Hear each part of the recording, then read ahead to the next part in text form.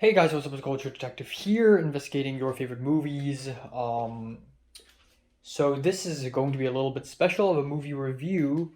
Time now is hold on, 10:18 p.m. On June 30th. In 12 minutes, the theater will play 2001: A Space Odyssey, and I'm going to be watching it for the first time in my life, which is fucking crazy because I haven't seen this movie before and I've known this movie for so many years now and I've been waiting to watch it on a big screen. I've been waiting for this day for so long. Um and What's even crazier about today is that today is going to be the end of a chapter in my life here in LA, and I will be watching it with someone, but the situation is sort of complicated and I and that said person um, are not in a very great relationship. So not only is Stanley Kubrick going to give me emotional damage, I will also receive emotional damage from another end, which sounds like a terrible idea, but honestly, it seems like it makes up for a pretty interesting uh, experience. So uh, here we fucking go.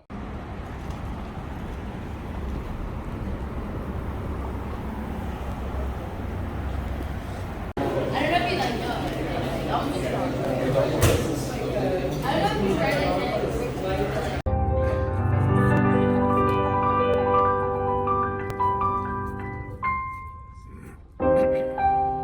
In this movie, this masterpiece Gotta for do the the very ticket. But I first didn't find time. out So with that, until keep like your last phones week. on silent. Is it soda? Refrain from talking.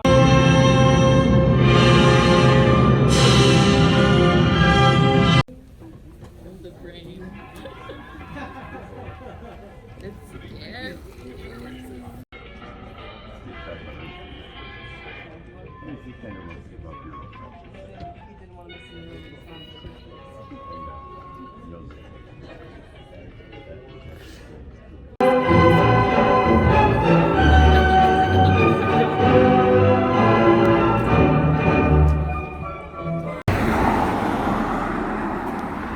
Well,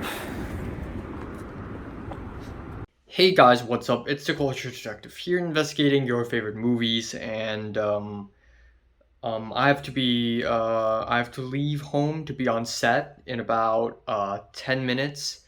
And in fact, the guy who's supposed to drive me to set is already outside my apartment, so I may have to cut this review short and continue this review like maybe tonight, like 13 hours later. But right now, I'm going to do whatever I can to talk about this movie, and the movie is, of course, the one and only 2001: A Space Odyssey by Stanley Kubrick. So, yeah, I finally watched Stanley Kubrick's 2001: A Space Odyssey. Ever since I got into movies, I've always heard the name of this movie, but I never really got the chance to watch it because I was scared to watch something like this. Like, this film seems so huge, so important, so big that I just can't watch on a regular Tuesday. Second of all, this film is, I think, a film that needs to be seen on a big screen, otherwise, you haven't seen it. So obviously, I was waiting for the right time for the right moment. And um, in Los Angeles, the great thing is that theaters play classic films, especially classic American films like 2001: A Space Odyssey and Apocalypse Now and friggin' Goodfellas or whatever. And recently, I got to watch 2001: A Space Odyssey at Landmark Newark Theaters, which was absolutely fantastic. And oh my god, this is it. This is it. And of course, as you all know, I'm also watching it with someone else, and that also added to the experience. So it turned into a very interesting movie going experience, in my opinion. So prior to this, I've watched 5 other Kubrick films, and in order of when I watched them, it is The Shining, The Killing, A Clockwork Orange, Barry Lyndon, and Eyes Wide Shut, and I pretty much love all of them. The Killing is a very creative film noir. I don't think it's that great of a film, but I still think it is a very promising early career film for Kubrick. But the rest of the films I just mentioned are all masterpieces. The Shining and Barry Lyndon in particular are my absolute favorites, and I think both of those films are also 10s out of 10s. So obviously I expected nothing but greatness, but also I was also kind of scared going into 2001 because I was scared that maybe it's going to be overhyped. Because that's the thing for some of the films with me, films like Fargo, films like Psycho, my expectations were too high, and I watched it and I ended up feeling a little bit disappointed. So I also didn't have that high of an expectation going into 2001. And never mind, this movie completely blew my mind. It completely blew me away. So this film is about it's how where do I even begin? I guess you can separate this film into three parts. The first half an hour, the second half an hour, and the rest of the film. So the first half an hour is about a bunch of monkeys, a bunch of early humans, I guess, and a bunch of primates, and they run into a monolith, which is this gigantic black rectangle, and they find out that they can use bones to hit people. So they used bones, and they survived. More than the monkeys who did not use bones, and that is like a symbol for evolution, for human evolution, for intelligence. The second part of the film takes place in the future, where a doctor essentially goes to the moon to talk about the strange sort of phenomenon of this black rectangle, aka the monolith, showing up, and he and other doctors try to touch it, and then suddenly this screaming, screeching, high-pitched noise happens. So these are the first two parts. First of all, the opening sequence of this movie is insane because it's just a black screen, but then you also get these incredibly unsettling strings. I dare say that the score for 2001: A Space Odyssey is even more unsettling than that of The Shining. Something about the strings that are so uneasy and swelling and uncomfortable, and it stays that way for like 3 to 4 minutes, and it's nothing but a black screen.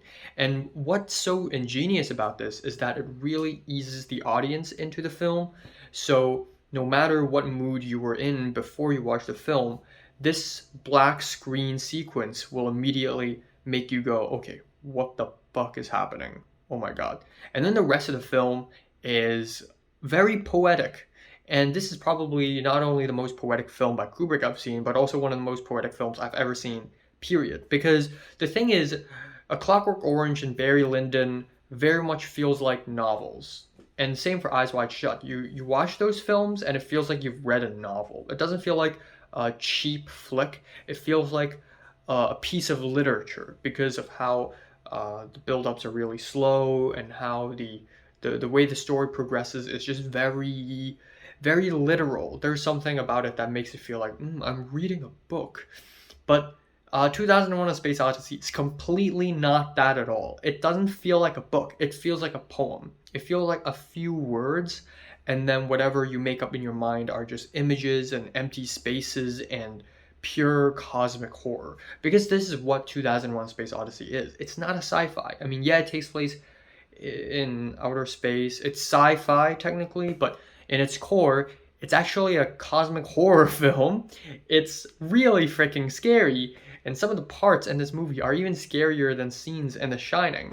Like, again, with the monolith scene on the moon, which is amazing. Even though this part is really slow paced, but you still get the amazing production design and special effects, and it just completely blew my mind every time I remembered that this film came out in 1968, which means that they filmed this in the 1960s.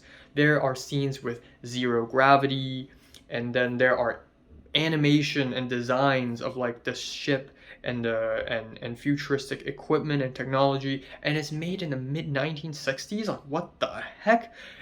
Stanley Kubrick was ahead of like literally any other directors in his time. This is absolutely mind blowing. But anyways, back to the moon sequence. It's a very, very slow build up, but it's also a very unsettling one because you get this doctor, Hayward Ford or something, and people ask him like, "Oh, I heard on the moon there's like something weird is happening, like an epidemic." And that already sounds like sketchy, especially after COVID, like an epidemic on the moon. That, okay, creepy. And he goes to the moon and it's not an epidemic and it's just a black rectangle. That's somehow even scarier. And when he touches it and it starts screaming, that's even more terrifying. And like out of all the things it could happen, the characters, they didn't like immediately collapse and die and spit blood. They didn't explode or anything. It's just a scream. And that's already unsettling and effective enough to make this rectangle scary, to make the monolith scary. And then when the monolith comes back in the last act of the film, it gives way into one of the most insane and most horrifying climaxes of any films I've ever seen in my life. So my mind is just, I know it's like, okay, of course this dude is gonna be like shocked by 2001: A Space Odyssey, but I'm serious. I did not see this coming at all. I was shocked. Also, by the way, if you haven't seen 2001: A Space Odyssey, I'm basically spoiling the movie for you. So, don't watch any further. Just check out my rating and don't watch any further. All right, so it is the next day.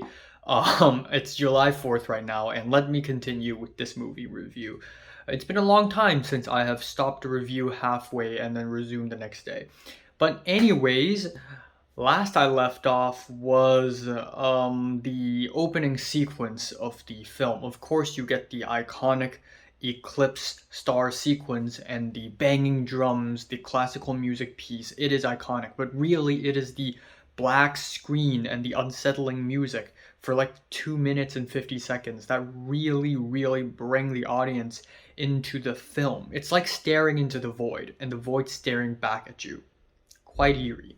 And then we have the first part of the film, the monkey part. And yeah, again, if you're not prepared for this, you would probably be pretty confused for 20 minutes straight, because for the first 20 minutes of the film, it's nothing but monkeys.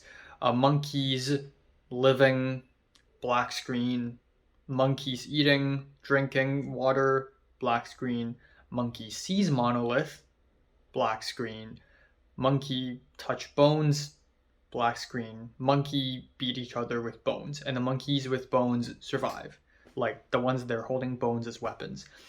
And I feel like this is an amazing way to open off the film, because people see the poster of the movie and they think, oh, it's space, sci-fi, and then Stanley Kubrick does one step further and say, hey, it's not just sci-fi. This movie is beyond futurism and technology and all that. This is about human evolution. It is about the dawn of man. It's way more existential than you would think. And he proves it so using the first 20 minutes with the freaking monkeys. Because at that point, he has already implied that the monolith, it's supposed to be an alien, but really, to me, it's a symbol of human evolution. It's a symbol of intelligence. Whenever the monolith appears, humans or life forms in general just evolve, and that's really interesting.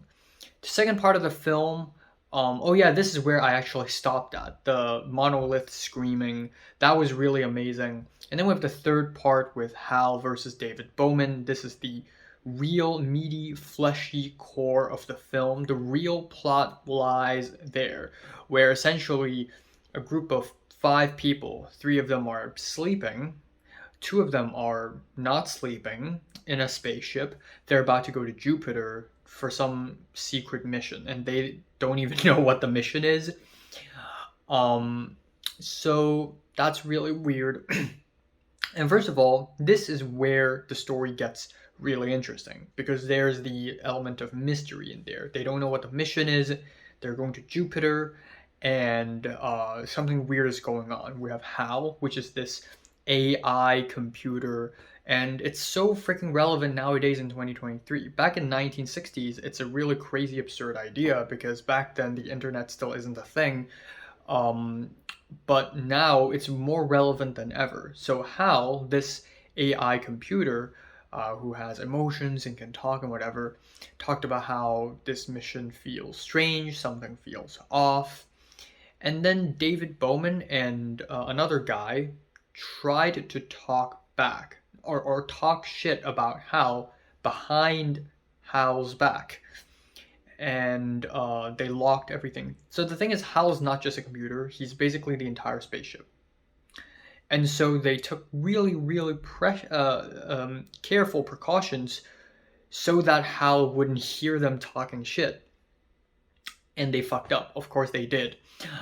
So now there's this tension, there's a suspense of, okay, Hal, who literally can control the spaceship, versus a human being who, yes, humans, super smart, but how smart are they actually? How smart are we actually? So Kubrick actually explores that. Yeah, humans are like top of the food chain, but really up against artificial intelligence, up against something that humans created but can go beyond humanity, humans don't really stand a chance actually, and it's actually really suspenseful.